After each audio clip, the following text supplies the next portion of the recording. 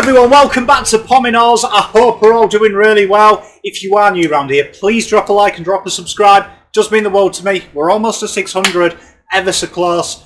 Can we hit it? Road to 1k, let's get it. And what we're doing today is we're going to go through, we've done the pre-season reviews, we've done the ladder predictions, rah-de-rah-de-rah. Let's do individual awards. Gives us something to do next year. The life of a YouTuber, always looking ahead for content. So without any further ado, let's get straight into it.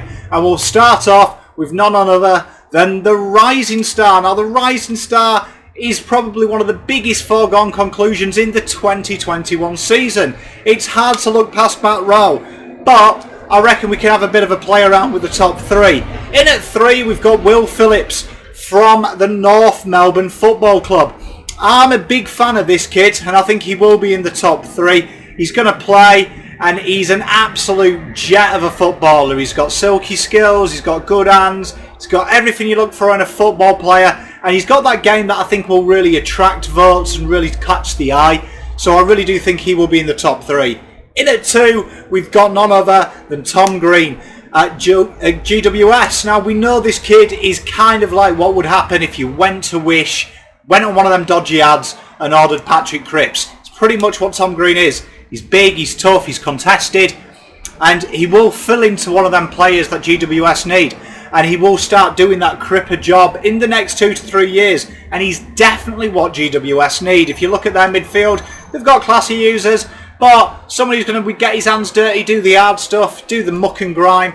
This kid's it. Big fan of his. He's a superb footballer, and there's no wonder Carlton bid on him. He's an absolute jet of a player. And obviously, the winner, I know that I'm known for my big calls, but I don't do stupid calls. Well, I do, but I can't look past this. Matt Rowe, lock for the rookie.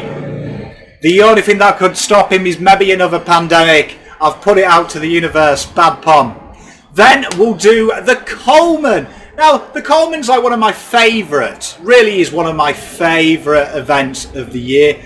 It's goal kick, isn't it? Doesn't matter what sport you are, the scorers we love. And I think in at 3 is current reigning Coleman medalist, Tom Hawkins. I think Tom Hawkins will have a great year. I think he's going to adapt though. We know that he is the best competition has to offer in a goal assist. And I think that will continue. And I think with Jezza Cameron there, you're going to see him more spread of the load. I think he'll still kick enough to be in top 3 though.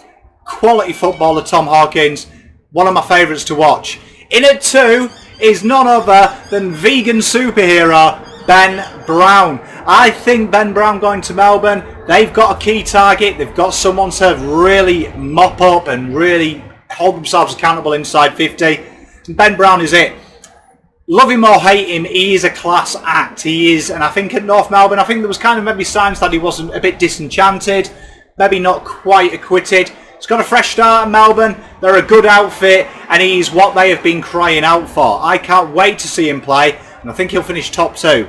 And the winner is every man's favourite person to hate, Tom Lynch. I think Tom Lynch will fire this year. I think longer season. I think Richmond are going to start to put a bit more onus on him. He is a top quality player. Just needs to stop missing them goals inside 50, right in front, when you've got a nice little multi that requires him to kick 2. If you can do that, Tom, that'd be grouse, yeah, mate. But aside from that, he is a quality player. We know he's a bit rough, he's a bit nasty, but you know what? I kind of like that. Kind of like that. I love a bad boy. I love a bad boy. And then what we'll do is the Brownlow. We love the Brownlow, so we know that Pom loves to make big calls on the Brownlow and they go catastrophically wrong. See last year's video on Tim Kelly. That went tits up quite quickly, didn't it? But we're going to have a go anyway, because, you know, why not? Why not? So in at 3 is current reigning Brownlow medalist in Lachie Neale. I don't think there's any doubt that Lachie Neale will be there or thereabouts. He's got the game, hasn't he? He takes the cheap pill, he kicks the goal. When you're going around 30, you're always going to poll well, because we know umpires love possessions. It's what they're all about. But I do think that it's very hard to retain it. You're not a surprise anymore. People do look for you, do look to impact you. It's what happens in the world of football. It stinks, but it happens, and I do think he will not retain it this year. Call me harsh, I don't. In at 2, and I might cop some for this, but return to form for Patrick Cripps. He will finish second in the Brownlow medal, and I do believe that this is his very last chance to do it, and I think he may fall short. I think by now, I think we saw last year Walsh took a lot of votes off him, finished second, just 2 votes behind Cripper.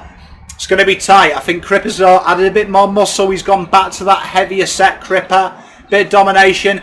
Cowton scoot up the ladder, and I think he will be a beneficiary of that. I think you'll see the return to the best of Cripps. Players there now to help him as well. We're going to maybe see a little bit more meandering forward, and we know in recent years the umpires have frothed a midfielder that goes up forward and kicks goals. No third tall at Cowton traditionally at the moment, and it looks like that Cripper is being primed to play that relief role as he was deployed there a few times last year. Hope to see it a bit more. This is maybe a little bit of, you know, that old school song, The King of Wishful Thinking. But number 2, Patrick Cripps leaves 1 winner. And the only other guy that I love apart from myself who wears an Alice band, Mr. Nat 5, step on down. He will be 2021's Brownlow medalist. Reckon Fremantle, they're going places, they are. And I think that, you know, with the rebuild, his more, I'd say, understated role of what he does there now, being the goal kicker, running around where he's needed, I think that's going to impact. I think now that Sarong, Brayshaw, Chera, they're stepping up, it's going to make him look better. It's going to give him less of the gritty stuff to do and more of the stuff that gets the plaudits. I think he'll take out another brownie. Leaves us 1, doesn't it? Leaves us 1. And it's the Norm Smith. So the Norm Smith is hard to predict because who's going to be in the final, I don't know.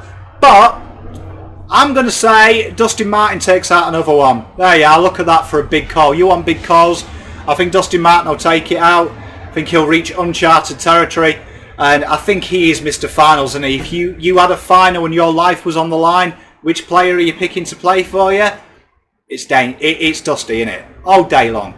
All day long. I love him or hate him. He's a top footballer. And part of being the best in the business, when it matters, comes the hatred, comes the undeserving accusations. And I think Dustin personifies that. Absolute ripping player though. One player that I do enjoy watching. More so when it's not against us. So that's my video. That is my selections this year for the individual medalists. Let me know in the comments, guys and girls, who you think will take them out. Let's have a discussion. Until next time, I'm out.